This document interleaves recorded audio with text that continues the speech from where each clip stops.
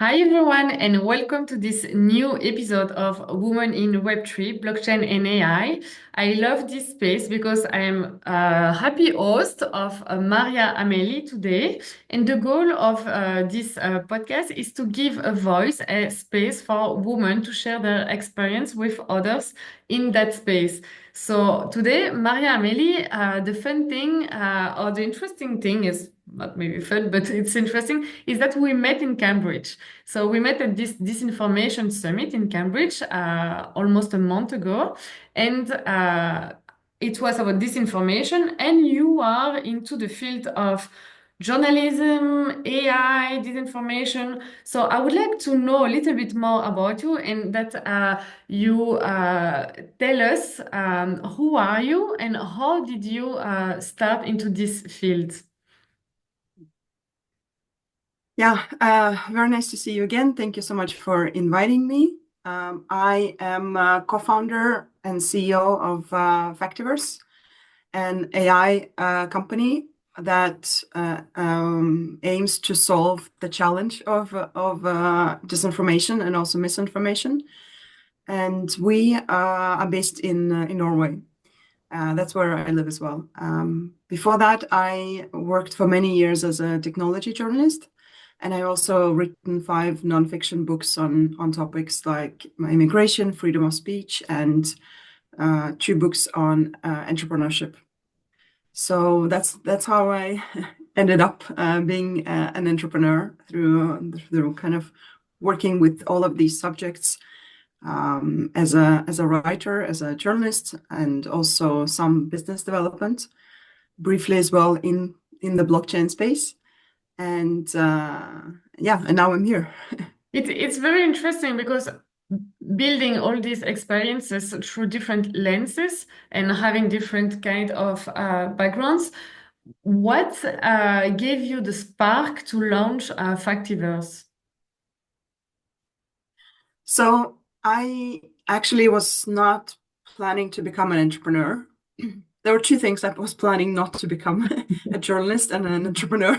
Oh, wow. But I find it's two of some of the hardest things. It was for me when I was a student. I thought, oh, it's so hard to be a journalist. It's so tough. And then the other was it's so tough to be an entrepreneur because my dad was an entrepreneur as well, and I saw how hard he worked, and I thought like I can't do that. But then sometimes life happens to you. So I became an entrepreneur first through my own freelancing company when I was a journalist. So that was like a first step as a sole Mhm. proprietorship. Then me and my co-writer in Nikolai Strøm Olsen, we founded another company in 2018 called Startup Migrants, based on the book that we wrote about migrant and entrepreneurship and how they kind of boosting the entrepreneurship of Europe. It's like this invisible superpower. Mhm. And after that, after working with that for a few years, the company was going well. So I got a call from one of the investors I had known, and he said, "There's this amazing guy. He is professor in machine learning. His name is Vinay Sethi. He has developed this AI algorithm for detecting and analyzing misinformation in large amounts of text." And he's looking for co-founder. Do you want to join? And that's how we were connected, and it really opened my eyes up for how many talented researchers they are out there at the universities, and many of them want to start business, and they're looking for co-founders that have domain expertise and business experience. And So that's how it happened. And how did you know the yeah, person that put you in contact with that oh, that research? was someone I've known for 20 years. Ah, okay, Um, okay. and I think that's how it is to be an entrepreneur. It's not about, the idea, what you're going to do. It is a little bit about that, but it's about people. It's about also um, um, being and getting in touch with people who would you eventually would like to work with one day. Like just building your network, but not like in a very superficial way, but just keeping in touch with people you admire, you respect, you have the same values, and who are talented and at something. Because you never know, you might want to start a company one day, or they might invest in your company. Yeah, it's very nice to hear your story because indeed opportunities can arise while you are building your knowledge, your expertise, and your network, but you don't know yet where it could lead. But it's interesting to hear your story that is indeed making it into action. And You never know. no, and you were called, so you had this opportunity to become co-founder on that project, and you, with your lens from journalism, what shaped your vision of in that project? Since we started the company with a goal to target first the media sector and then eventually others, it helped a lot because from the first day I could call a bunch of people. We got a pilot customer pretty fast, and we also got investor funding from the first year. And it what but then I was like keeping, because I was mindful about how a journalist would perceive AI in their Mhm. newsroom, Yeah. because I know how I would have perceived it. Because as a journalist, you train to be very critical and ask a lot of questions about things. And in 2021, when we started, most people were a bit skeptical to AI, and it was Mhm. before this AI ChatGPT kind of wave that happened. So we had to work a lot with educating and explaining how our machine learning models work, and also how we're not there to replace the amazing work that many journalists are doing, but we're there to help them to cut down the research time, the tedious manual research, so that they can actually free up more time when they need to, go in depth and analyze important subjects. So we had to really work, and also not a single journalist wanted a tool that says this is true or false, because it's in their job description to uh, analyze and be critical and explain how complex things are.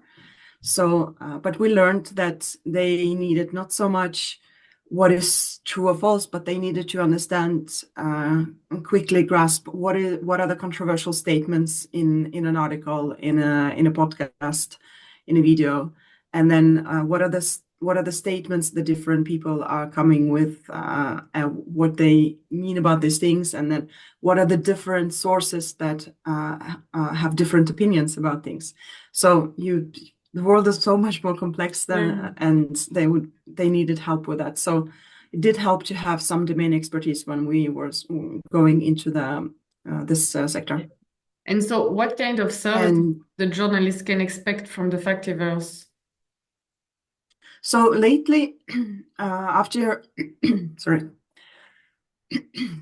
Yes. so after doing several years of both very hands-on machine learning research that has won us, I think, on average 3 awards a year, and also after doing pilots with both media, finance customers, government customers.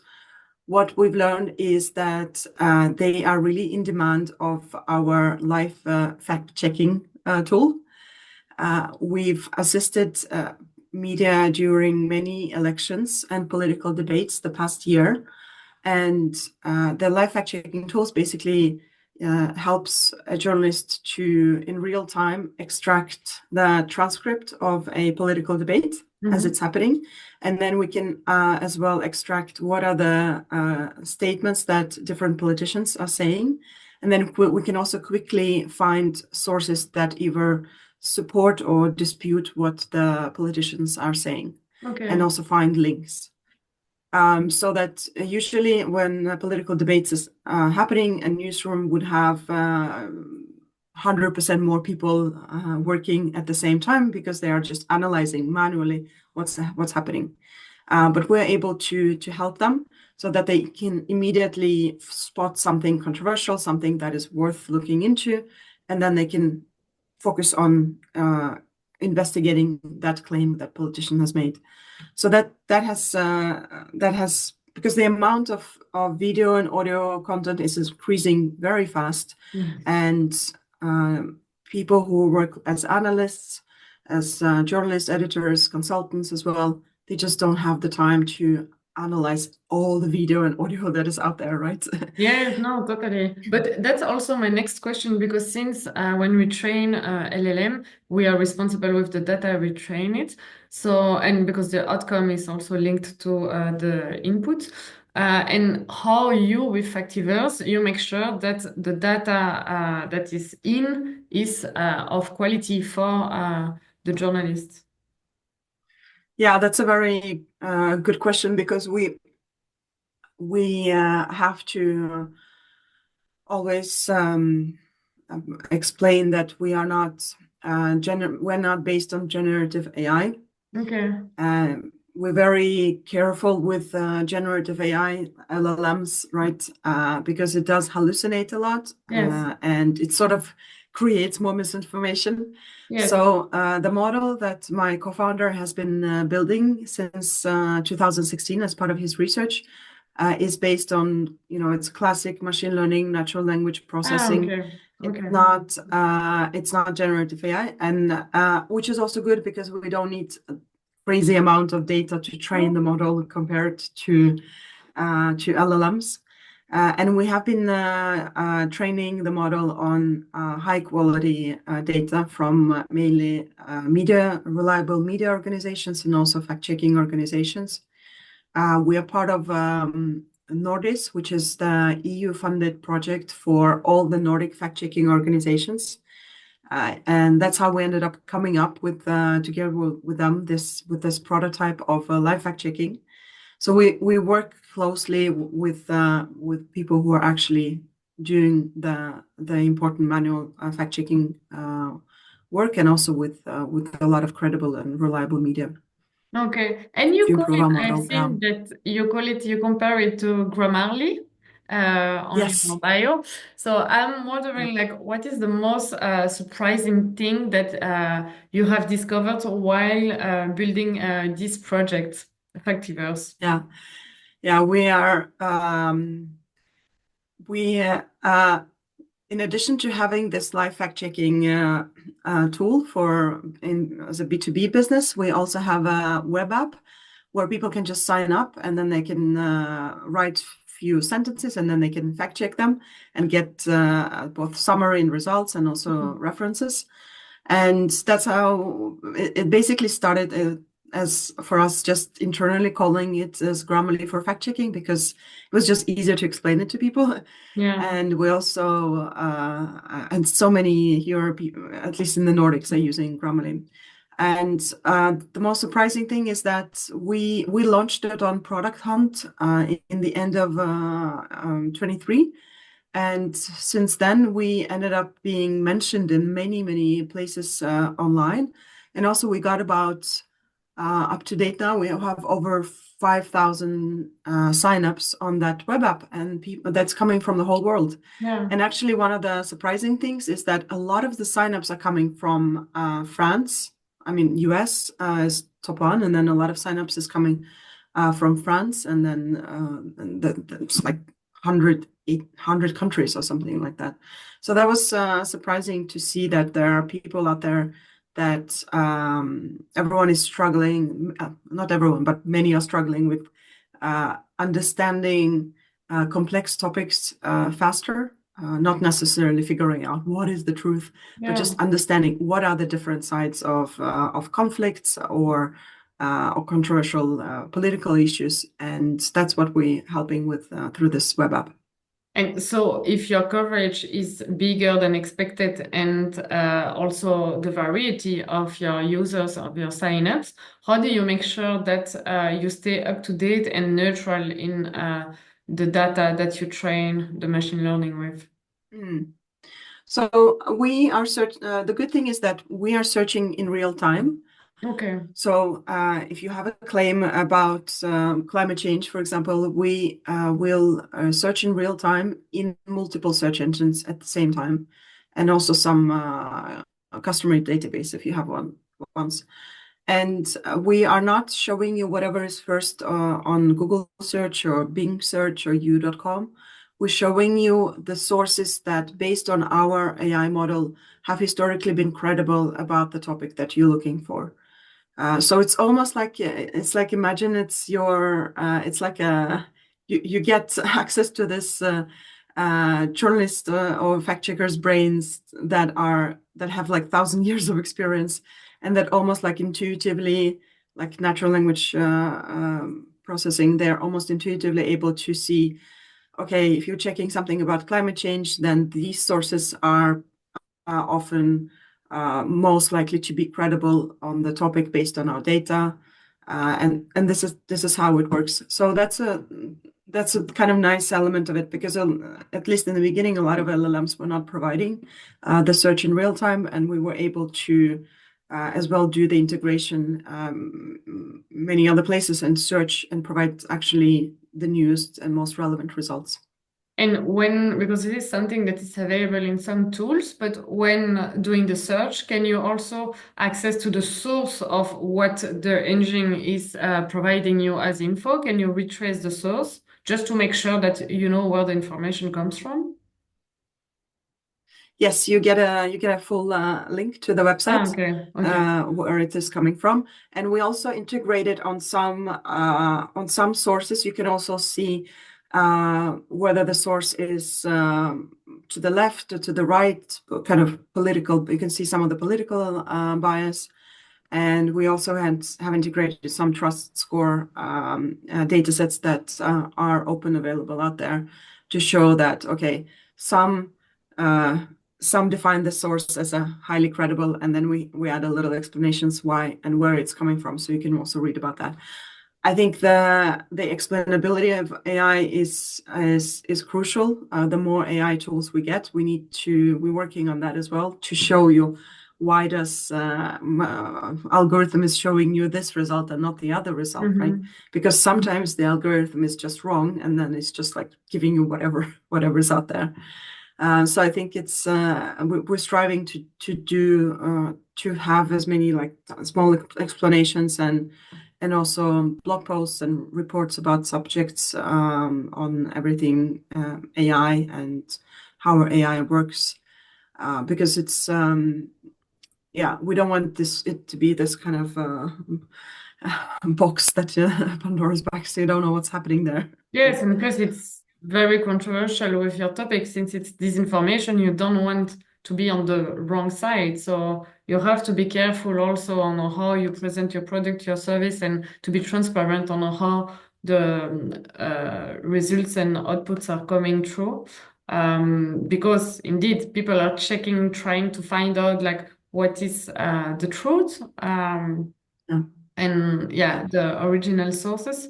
So it's important that you have this mindset of keeping in mind that you're responsible of what you're delivering as well, Mm. Yeah. and how you deliver it. Yeah, exactly. Yeah. And how do you see the evolution of the industry with AI in the journalism industry? Well, I see that there are some newsrooms that are starting to use some AI generation, for example, for summary of articles, and also some for research. But the largest newsrooms, I guess they are a bit more careful, and they also don't want the large AI companies to train the models on all of the data that they have. And I think it's really wise to be careful with that. And in the 1 year, I see how newsrooms are extreme agile. They're also smart at like keep up with what's happening, maybe even more than other industries.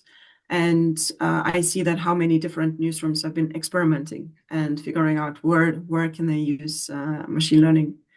And for us, we have now good grasp of the media sector. But what happened in the beginning of January this year is that we got into the NATO's Defense Accelerator program. So we started to move as well towards other sectors to see if we can find to scale there, for example, defense and government. And we see that media are taking a bigger role in the work against disinformation, especially harmful disinformation, the kind that you would define more as cognitive warfare. And we see that also the government and defense players are also working towards being more agile and faster to detect harmful narratives. So I think it's media is going to be really extremely important for everything that has going to be happening in Europe in the next years, and I think it's important that they also get the best possible tools to solve the challenge of this things like cognitive warfare. And as you said, there are many different stakeholders between the journalists, between the policymakers, between the tech people, between the engineers, between the researchers. And how do you see the collaboration between the different profiles? Because sometimes they don't understand each other or they don't have the network. So how do you see that coming together? Yeah, I see. I mean, that's what I feel like happened at this event we went to, right? Yes. Cambridge Disinformation Summit. I feel like every person I spoke to there was from many different places, industries, and had so many interesting insights. So I think being able to meet actually in person and talk about the challenges you're having, I think that's going to be really powerful in order to deal with this kind of disinformation crisis we're having. And I think because media is out there maybe in some ways blaming themselves that they're not able to solve this, and then at the same time also losing a lot of the trust and credibility as they've built, and they lose it because of all of these social media platforms that are taking such a big chunk both of their profits, ad profits, but also their traffic and also spreading misinformation. But I think if you have, it's first of all, the regulations in EU that have been done, like Digital Services Act, EU AI Act, are crucial for regulating some of the AI development and also for regulating big social media platforms. I'm really glad to see that. I see that does have some effect and will have more effect. And yes, Yeah. Yeah, I think we need kind of more meeting places and more regulations, not regulations on the freedom of speech, because you can't regulate that, but making platforms responsible for the way they actually run their platforms, like editors. Yes. Okay. Okay. And since you were talking about regulation and jumping on the topic, I was wondering how was it for you when building Factiverse to make sure that you're aligned with the regulation? Like, was it a burden, or because we are always talk about the fact that in EU it's a burden to be innovative because of heavy regulation. But how was it for you? We are lucky to be part of several kind of startup ecosystems here in Norway, in Nordics, in Europe as well. So because we ourselves were like, what does it mean, Digital Services Act? What does it mean for us? GDPR, all of this. So we depend on good partners and good connections that can come in and just explain things to us. We can also read as much as we can, but it's really good to have experts who can share their opinion on these things and also give some good advice. But we ourselves are also, and that's because we serve customers that are also very diligent about trust and also their data. Some customers they want to host everything on their own platform, on their own cloud, which we cater to. So I think we also had to, within the team, define some ground rules for what we're not going to do, what kind of Mhm.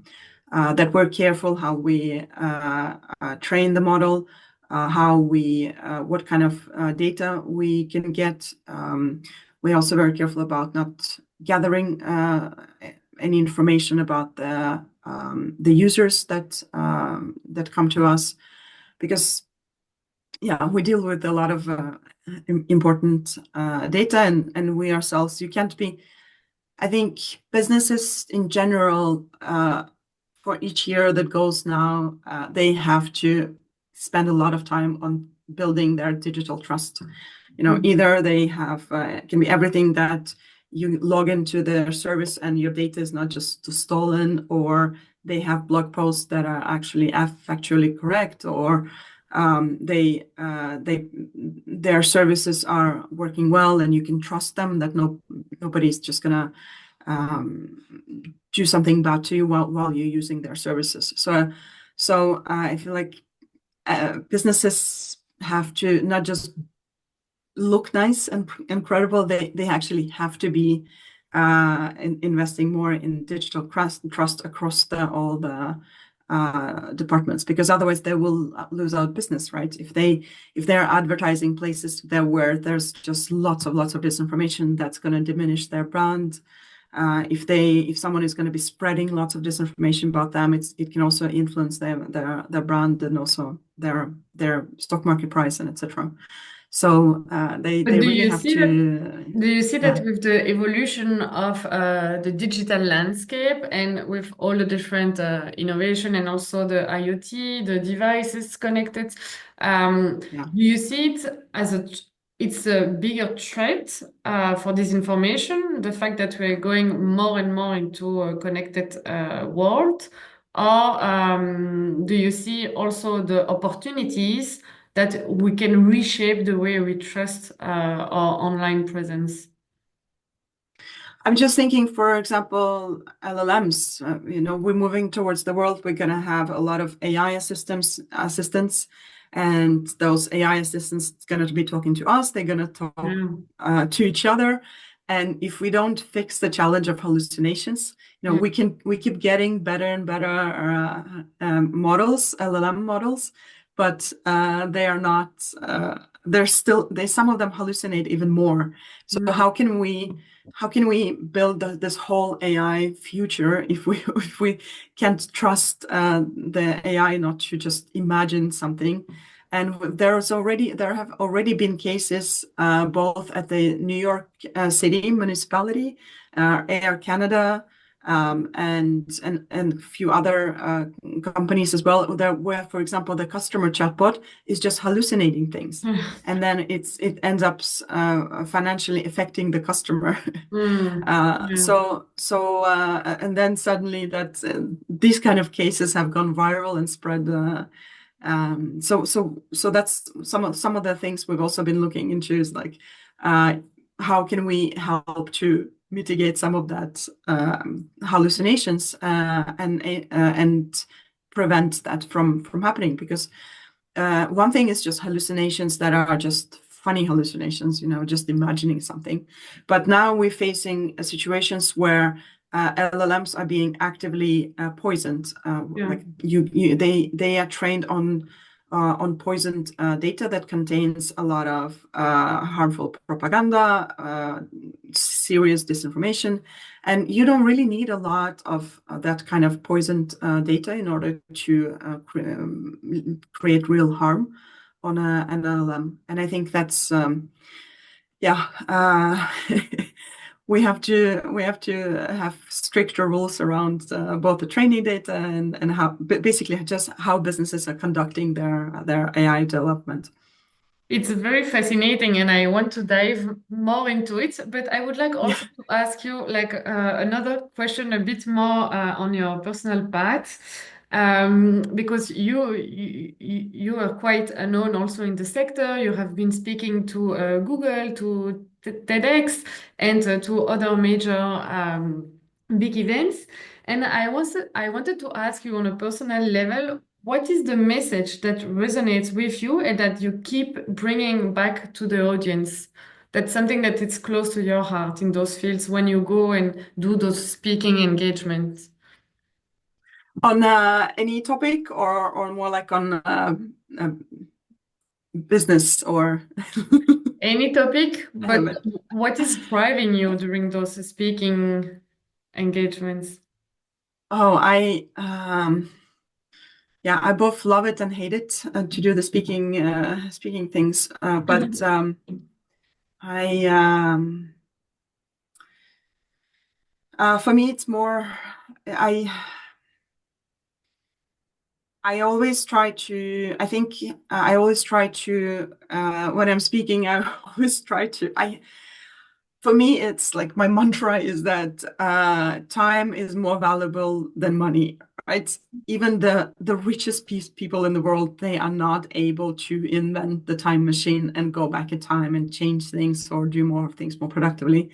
So whenever I'm doing speaking, whenever I'm working or organizing my own life, I'm trying to be mindful about my time, because it's just priceless. And I also mindful of the time, of my team. So for me, it's yeah, it's been, and also mindful of the time of our customers. Like, we should respect the little time they have on doing a lot of difficult, complex tasks. So how can we make things more productive and more as precise as possible? So that's what been driving me, especially when I'm speaking. How can I, in short period of time, convey something that is practical and important, and can maybe support some of their work. I'm not very good at like big fluffy talk and Ah, abstract it's great, and it's very talk. So nice. Ah. I've always been a very, very practical person, and trying to make impact, where contribute something positively wherever I go. Yeah. I love it, and I think it's one of the reasons you are nominated as well as one of the 50 women in tech, right? Yeah, that was a really lovely nomination, and it was actually my best friend who reached out to my husband, and then they reached out to my board, and then they had the whole thing in the works. I didn't know anything about that, so they wrote a lot of the text for the nomination, and then they submitted it. So I think for me, it's not so much about the award, but the fact that people cared enough behind the scenes to do this, because they felt like, for me, that was more touching than just the award itself. Of And course, you are busy um, delivering, building, and making sure that you bring something to the world, and then you have people recognizing it and taking the lead on nominating you. That's very sweet, I want to say. It's very good, but yeah, you yeah, deserve it. it Yeah. was really nice of them. Yeah. Yeah, congrats. It's very nice recognition. So it must be. So now I will have to close our podcast for today, but I was very happy to host you, Maria. And I would like to know if you would like to share some contact details or page that people can follow when they listen to our podcast. Yeah. Fantastic. Thank you so much for having me.